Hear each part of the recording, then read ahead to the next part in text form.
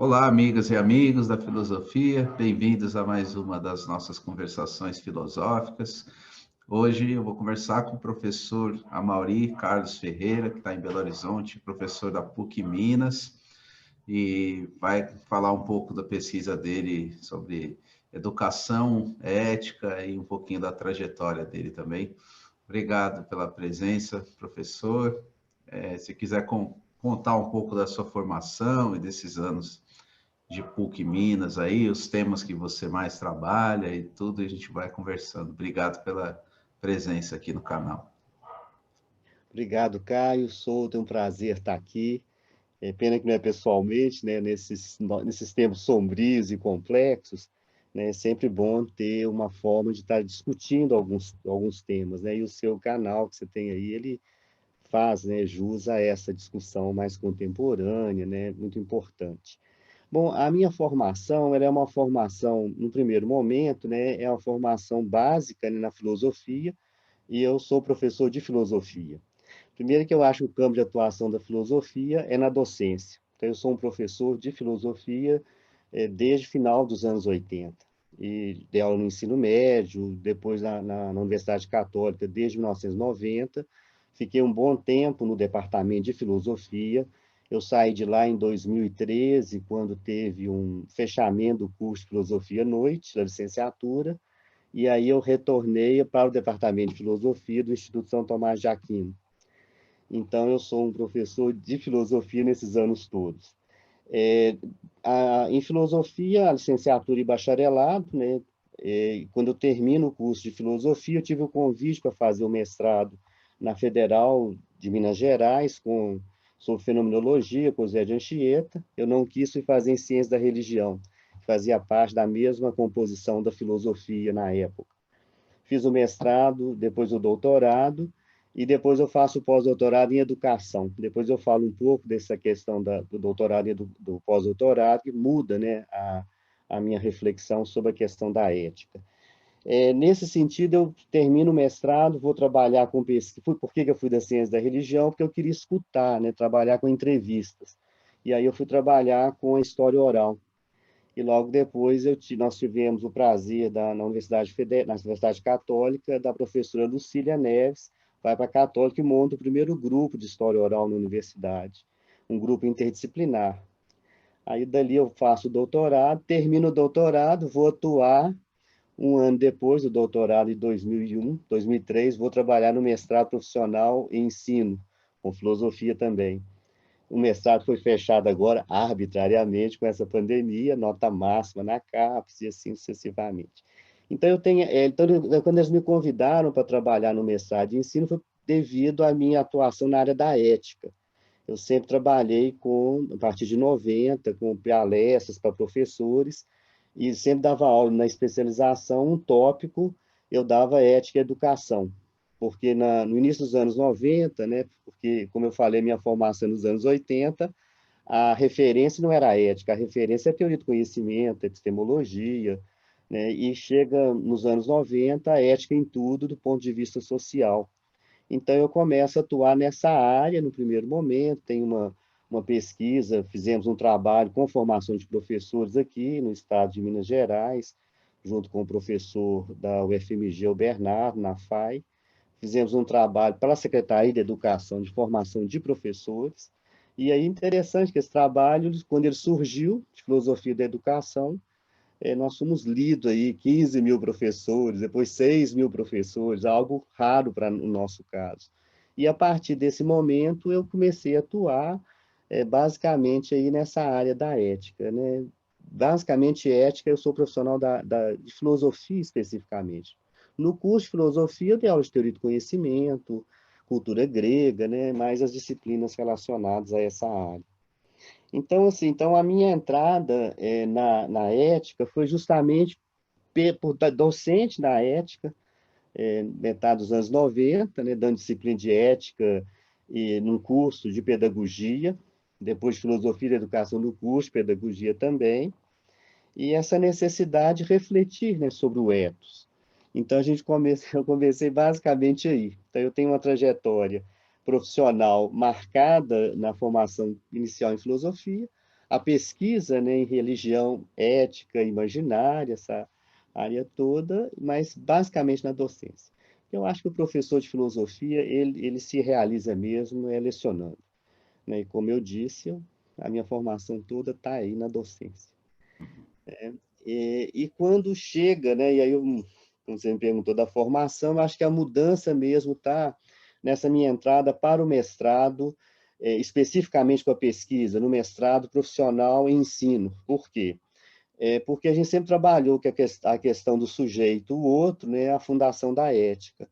E aí, no momento em que eu vou para o mestrado de ensino, nós começamos todos a orientar estudantes lá nessa área, eu escolhi trabalhar com o outro, que seria quando eu começo a discutir essa ideia, essa saída do outro abstrato, né, para um outro mais concreto, eu começo a discutir a ética e ética e inclusão, trabalhando aí a discussão desse outro, né, a pessoa com alguma deficiência. Mas aí o bloco mesmo, aí eu começo a discutir ética e inclusão. Já estava na ética geral, vou para a ética aplicada, ética e inclusão, e vou fazer em 2000, início de 2000, eu começo a discutir, logo depois que eu terminei o doutorado, com a professora Nilma Lino Gomes, que é uma professora que foi ministra do governo Dilma, né, o Estatuto de Ministério, né? Então, a Nilma, eu começo a discutir com ela, justamente com o Arroio, e faço um pós-doutorado com eles, né, na Universidade Federal, e acho que aí que eu acho que eu começo a ter uma outra referência da questão da ética relacionada à diversidade. Então, meu campo aí está em ética e inclusão, ética e diversidade hoje.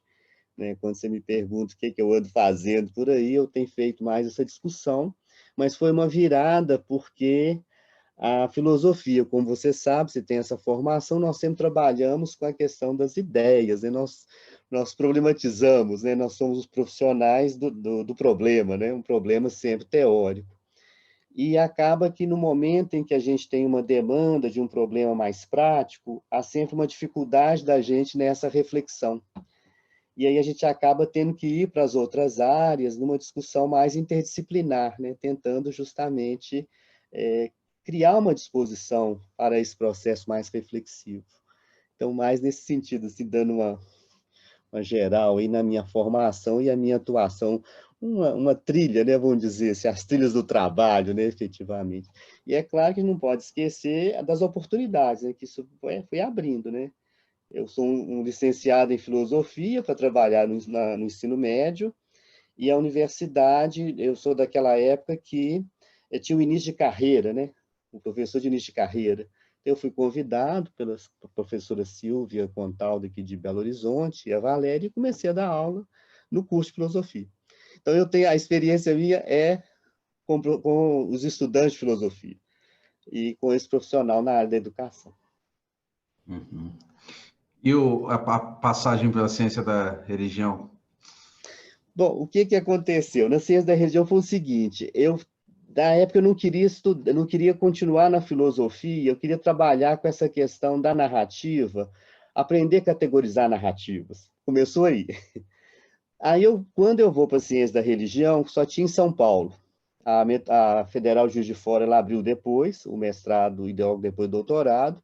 Então eu fiz o mestrado na PUC São Paulo e o doutorado na Metodista de São Paulo, para discutir essa questão do imaginário e essa problemática relacionada às narrativas, né? Quer dizer, entrevistar sujeitos, saber o que eles pensam sobre o mundo, né? Uma leitura sobre o mundo, vamos dizer assim.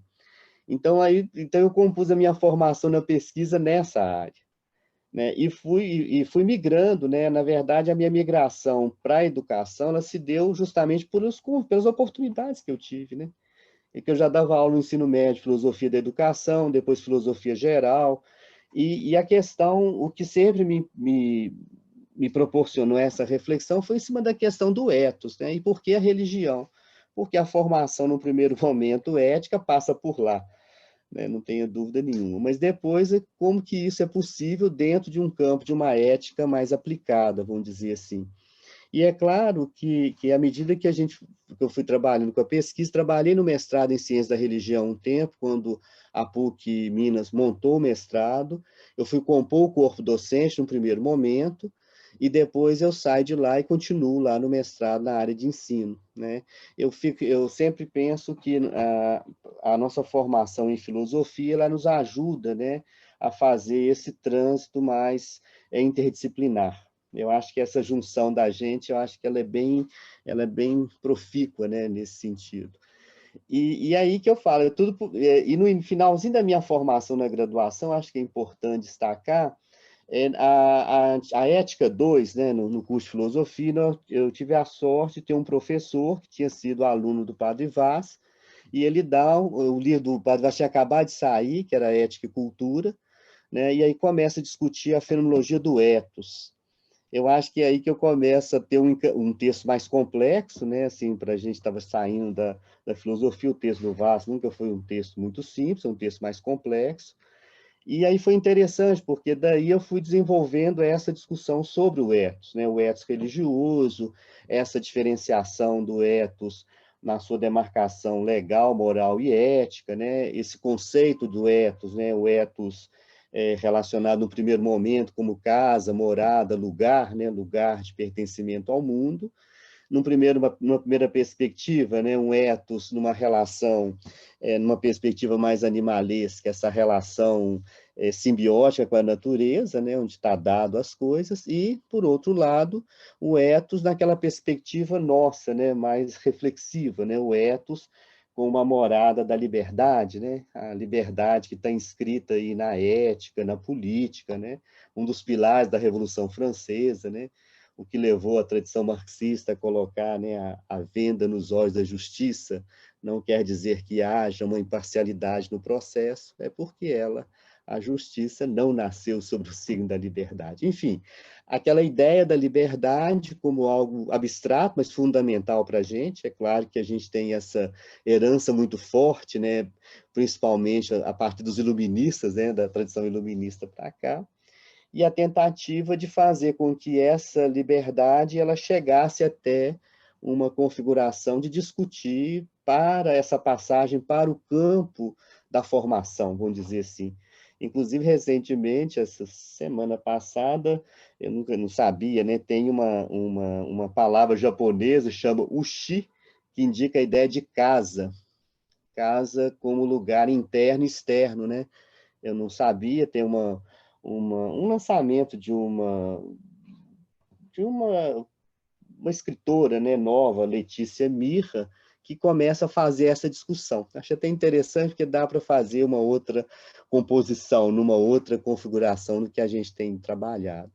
Mas, basicamente, quando eu chego nessa discussão aí, que a gente vai aprimorando, né? Porque não é fácil você começar a discutir um tema, né? Primeiro porque como você também vem dessa formação, como vários de nós, a nossa formação é uma leitura dos autores clássicos, é isso? Nós estamos sempre lendo algum autor, né? Algum autor, algum filósofo, né? Eu acho que isso é importante porque quando a gente vai ler os autores que são considerados, né, os filósofos aí brasileiros, eles não se consideram tão filósofos assim. Eles são leitores de outros autores, né? Eu acho que isso aí é aquilo que eu havia falado, né, anteriormente com você. Eu acho que o livro do Marcos Nobre, né, do Zé Rego, ele é central para nós aí, de 2000 para cá, porque no momento que ele lança a conversa com os filósofos brasileiros, aí ele mostra que os filósofos que nós consideramos, eles mesmos não se consideram muito assim. Eles estão sempre lendo outros autores, né? Se você pensa no Paulo Arantes, aí, leitor de Hegel, né? Se você pega lá Chauí, leitora do Lavoisier, leitora do Spinoza, leitora do Merleau-Ponty, né? Isso mesmo quando ela faz uma leitura bacana sobre a sociedade brasileira, né? Quando ela diz, olha, né, essa sociedade que nós temos aí é autoritária, hierarquizada, violenta, racista, mesmo quando ela chega a essa discussão, mas ela está lendo quem? Ela está lendo os outros autores. Mesmo quando ela leu Lavoisier para ler o autoritarismo brasileiro, né? E o Claude Lefort estava lendo lá, né, na época, o totalitarismo francês, estão lendo o mesmo livro, que é o Lavoisier também, o Kantarovsky, né, Os Dois Corpos do Rei, mas eles estão sempre lendo um clássico. E a tradição brasileira também não saiu disso, né? Eu acho que nós começamos acenar um pouco, mas agora recente, com essas pesquisas que a gente começou a ter agora recentemente, né? O Margutti aqui com a história da filosofia, o Ivan Domingues, né? O próprio Júlio Canhada, como eu havia falado, né? Que vem com a sua pesquisa. Eu acho que isso é interessante. Agora nós estamos caminhando ainda, eu concordo com vários, nós estamos caminhando muito lentamente. Se a gente pensar bem, quer dizer, se você pega lá a nucleação que é posto para os cursos de filosofia, né, que você tem as básicas lá, né, teoria do conhecimento, história da filosofia, ética, lógica, não é isso? Metafísica é o basicão, e depois as outras, né, que é linguagem, filosofia da ciência, mente, filosofia da mente. A filosofia do Brasil não está lá. Se você volta no núcleo básico, vamos pegar a lógica, né? Eu acho que quase ninguém estudou o Newton da Costa, que é a única referência que a gente tem aí do ponto de vista lógico internacional, né? Eu acho que no curso de filosofia, pelo menos, eu nunca vi alguém da filosofia dar um curso falando sobre. Então, eu acho que nós estamos caminhando aí. Nós vamos chegar lá, mas eu acho que é aos poucos. E no caso da ética, eu fico sempre achando que a gente tem que caminhar um pouco mais, mesmo quando o vaso é que dá um salto, mas aí está numa tradição, né, uma tradição na configuração mais religiosa, mas mesmo assim, a discussão que ele faz no campo da ética, eu acho que ela é primordial aí para nós, pensando o ethos aí dentro de uma configuração brasileira, mas se recusava a dizer que era um filósofo também. Então, eu acho que a gente tem esse campo aí a percorrer. Quando eu vou para a filosofia da educação e trabalhar com ética, foi justamente tentando ver esse outro, né? Quer dizer, porque quando a gente pensa a relação do sujeito com o outro, né, a gente tem a fundação da ética, não existe ética sem o outro, né? Vou usar aí a expressão do Humberto Eco, né? Quando o outro entra em cena, nasce a ética, né? Então, acho que aí começa a discutir essa ideia do outro, mas estou no mesmo percurso que esses autores. Estou lendo Levinas, estou lendo Kant, né? Estou retornando a Aristóteles. A gente está sempre nesse mesmo campo, nessa mesma discussão em cima daí. E aí uma tentativa é lidar com pensar esse recém-chegado no campo da educação. Pensando aí que a educação ligada a criança e adolescentes, né? No processo de educação no sentido de você pensar no recém-chegado, né?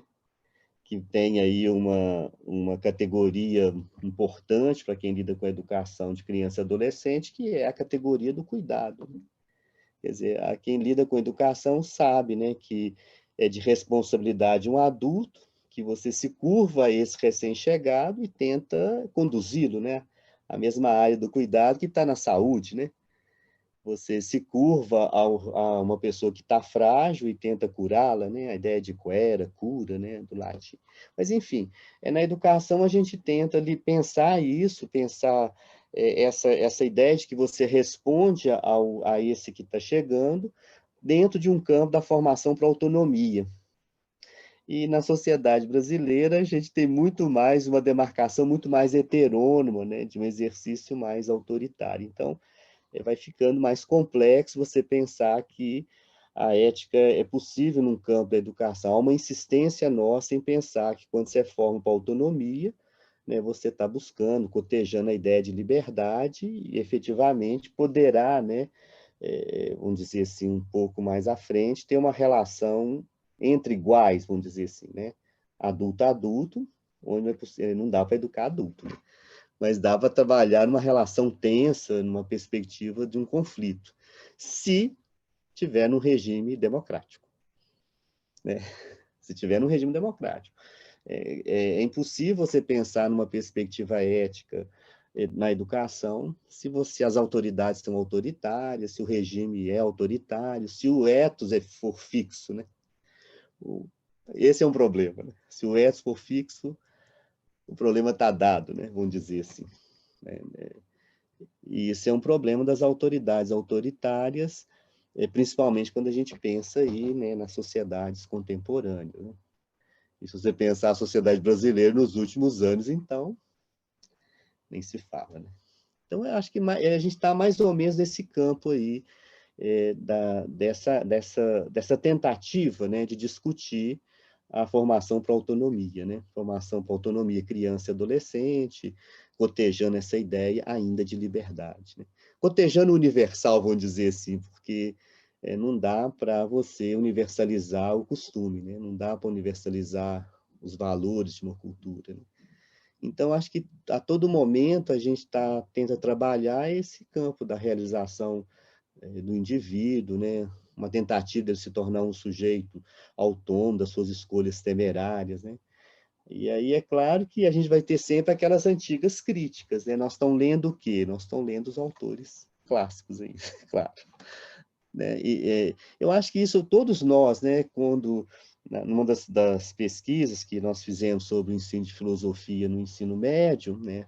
Aqui no estado de Minas Gerais, aquela velha história, né? História da filosofia ou temas de filosofia, né? É o que o ensino médio vivencia, né?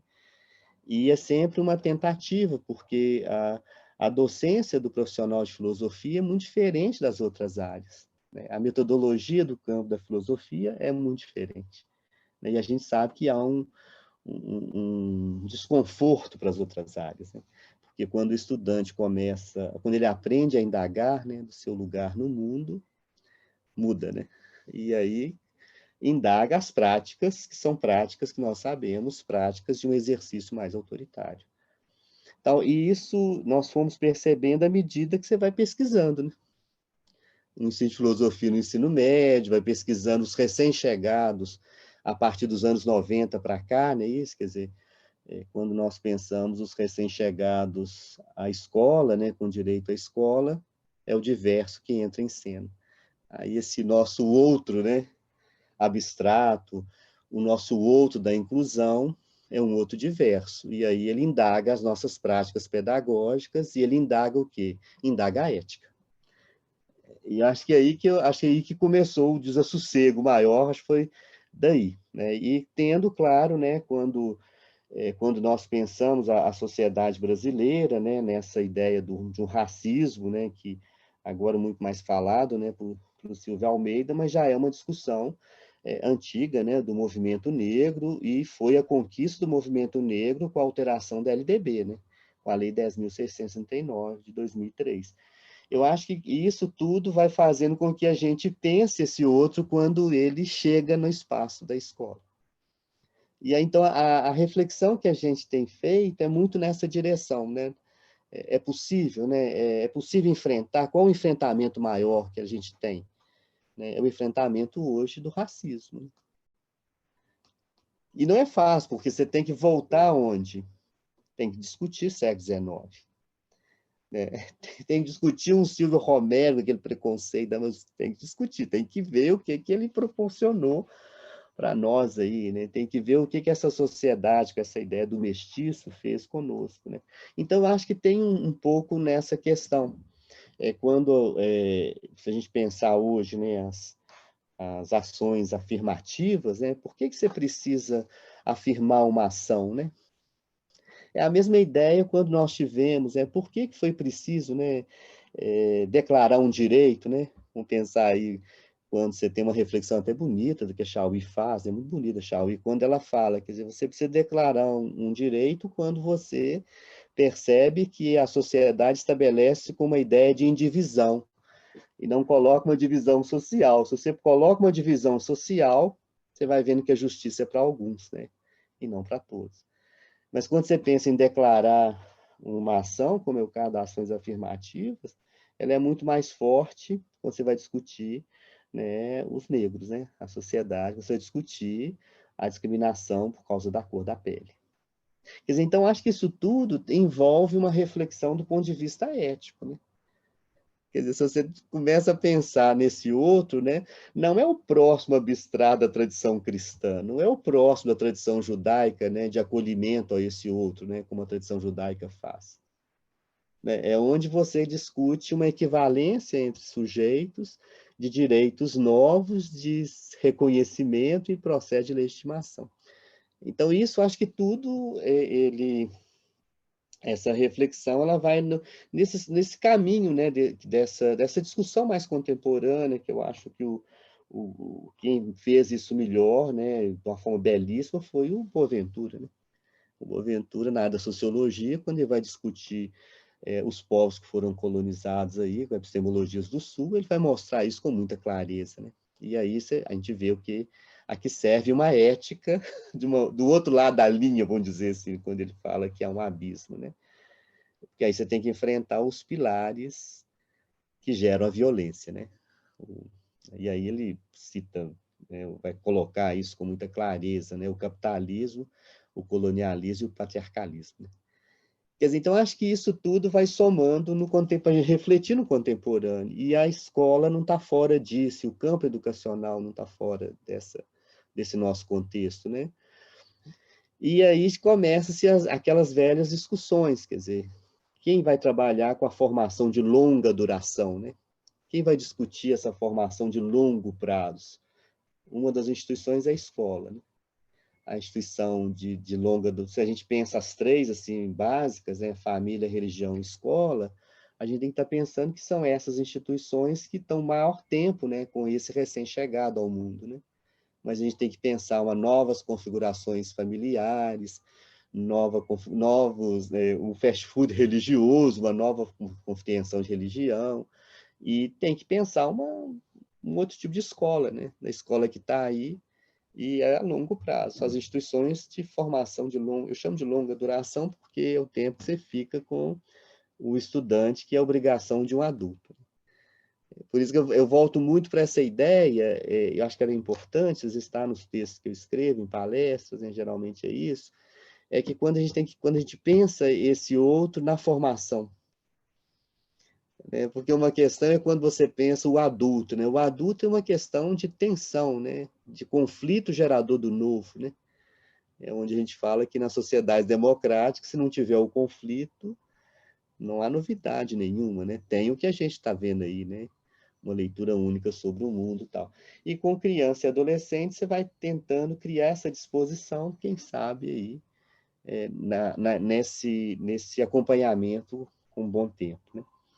É claro que você tem que estar pensando aí a geração que está chegando, né? As mudanças geracionais, né?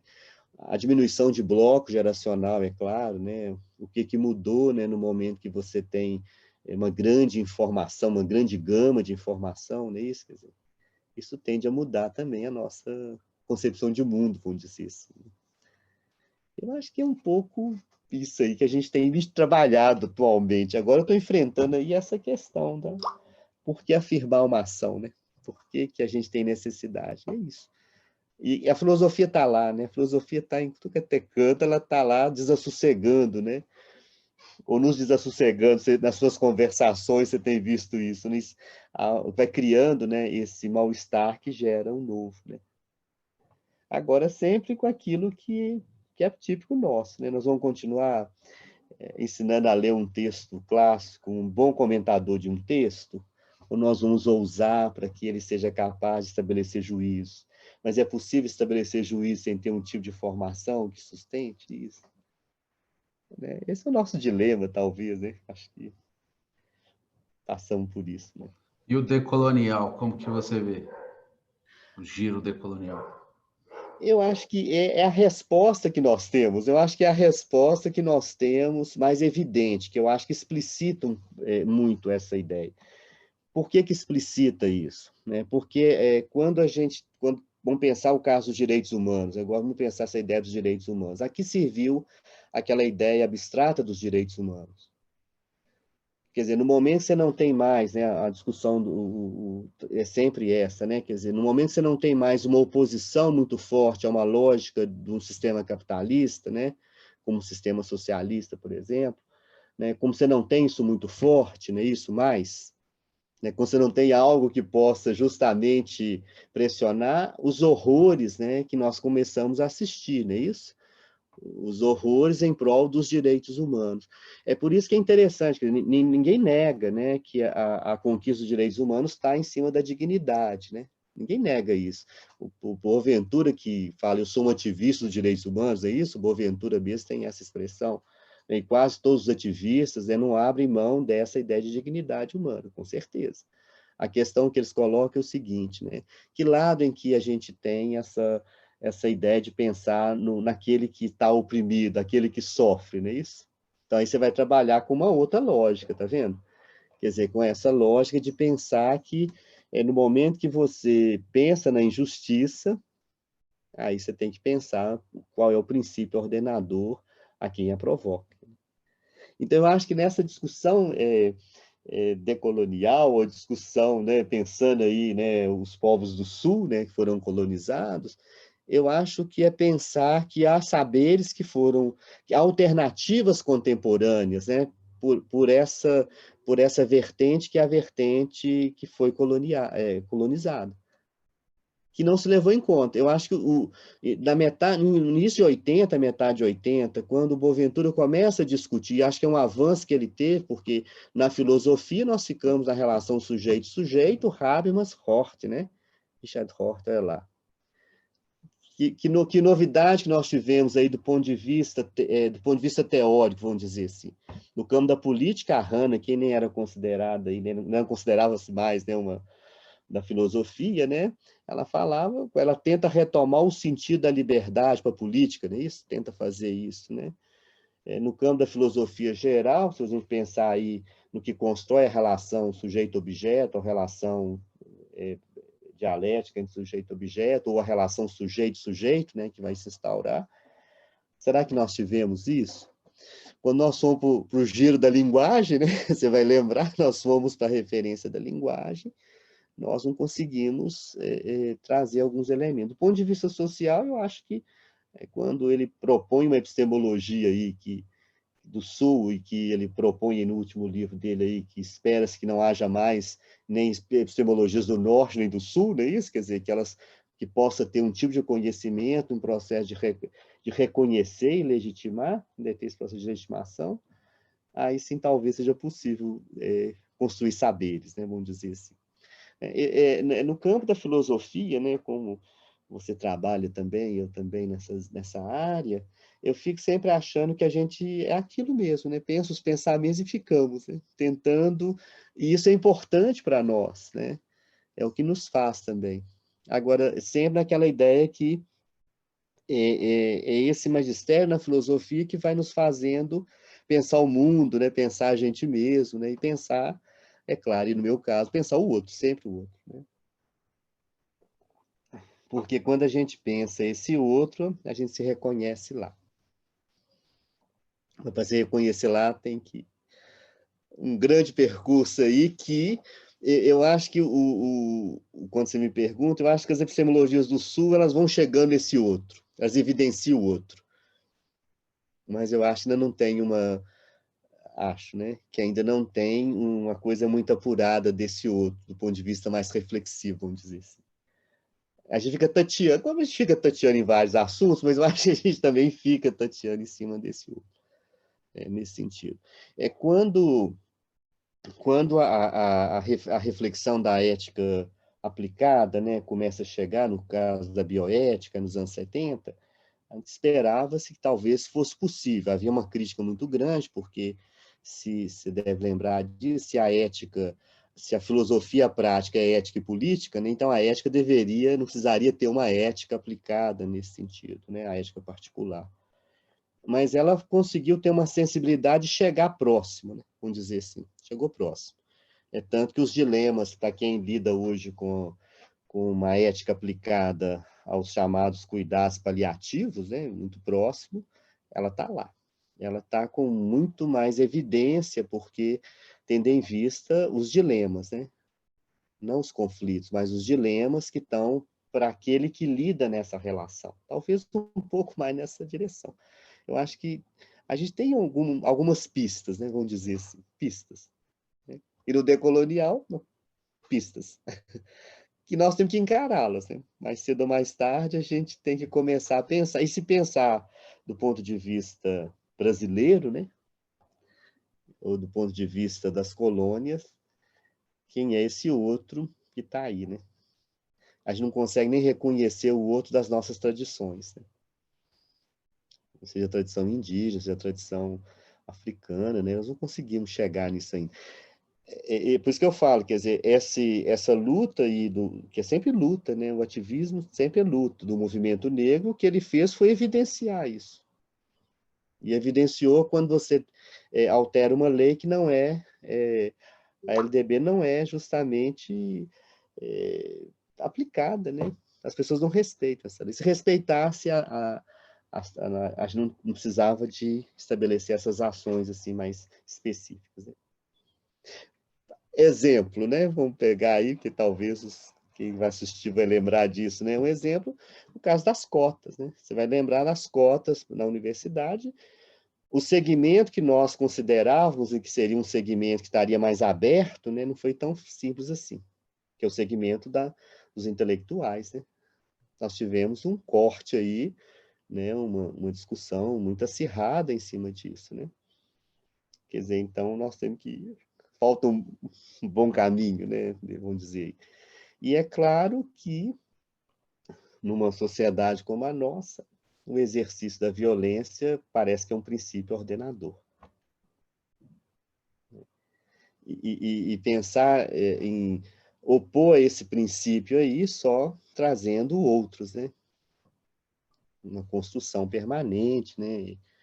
De nós mesmos, vamos dizer assim. Eu penso mais nessa direção, assim, nesse sentido. Muito legal, Mauri. Muito bom a sua contribuição aqui. E agora, para fazer uma última pergunta, na área da educação, como é que você pensa isso? Na educação acadêmica, na formação de novos professores?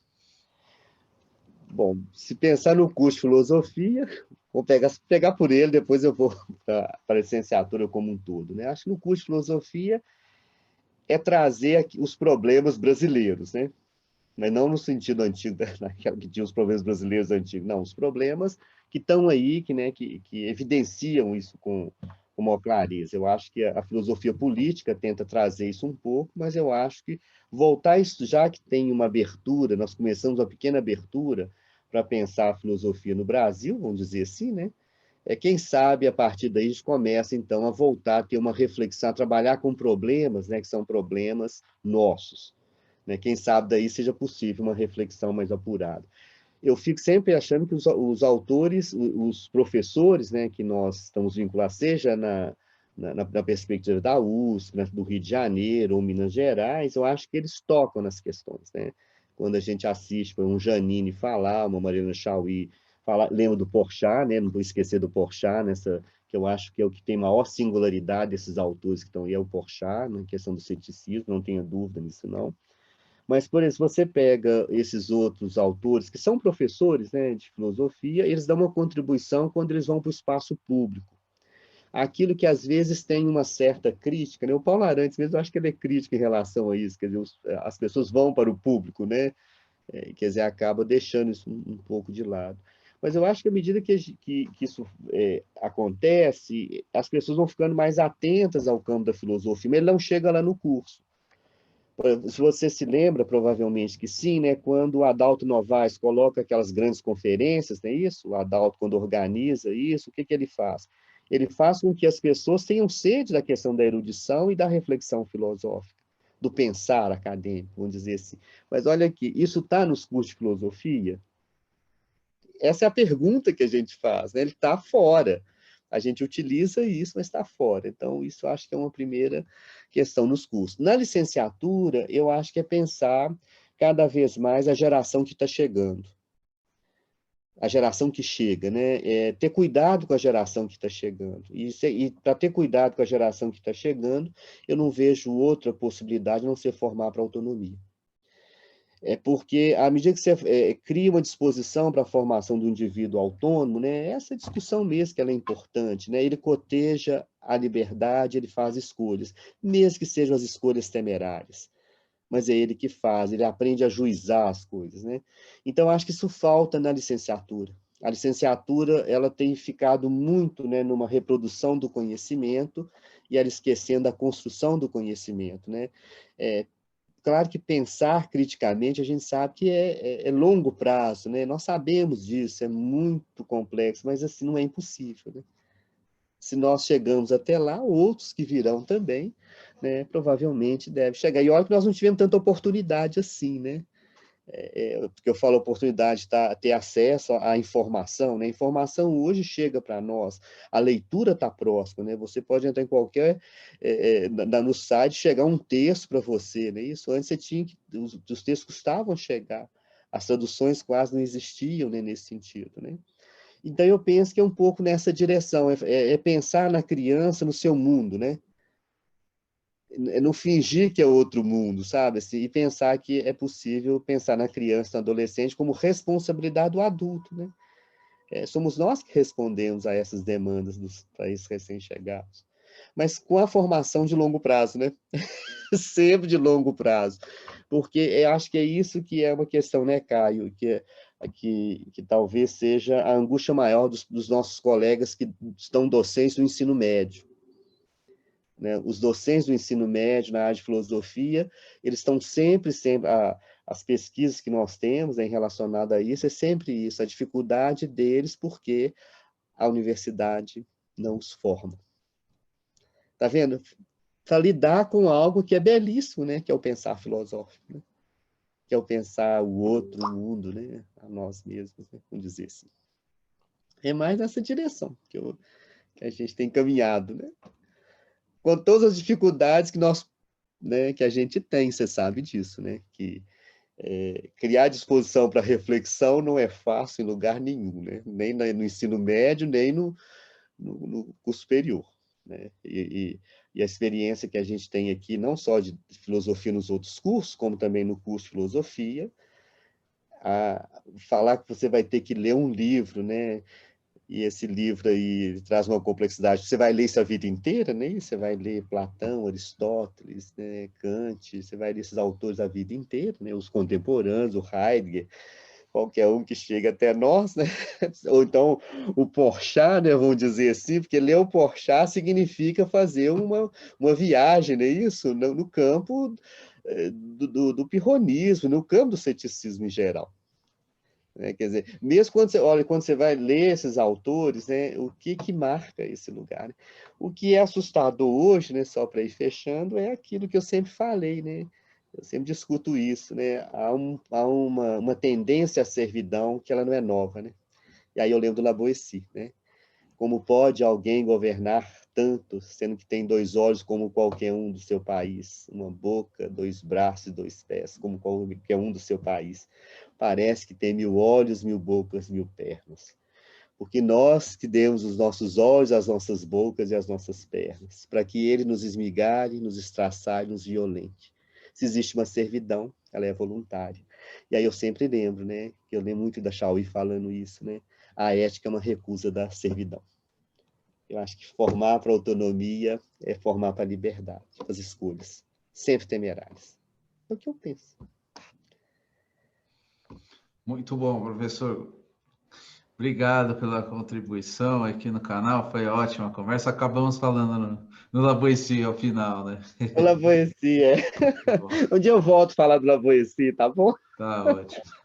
Obrigado, Foi Caio. ótima a Obrigado. conversa. Prazer. Obrigado, Prazer. Mauri. Depois Vamos você manda o encerrando link, aqui. eu mando para meus alunos, tá Com bom? certeza. Essa semana já faço aí Tá a joia. ediçãozinha e mando para você. Muito Obrigado. obrigado. Fique bem aí. Também quem nos assistiu aqui, vai nos assistir depois, agradeço. Não esqueçam de deixar os comentários aí também embaixo. Tá. Quer dizer mais alguma coisa? Aí pode ficar à vontade. Não, acho que é isso, né? Eu não sabia que estava aberto a todos. Eu tinha pedido os estudantes para dar uma... Não tá não. É para os que vão nos assistir.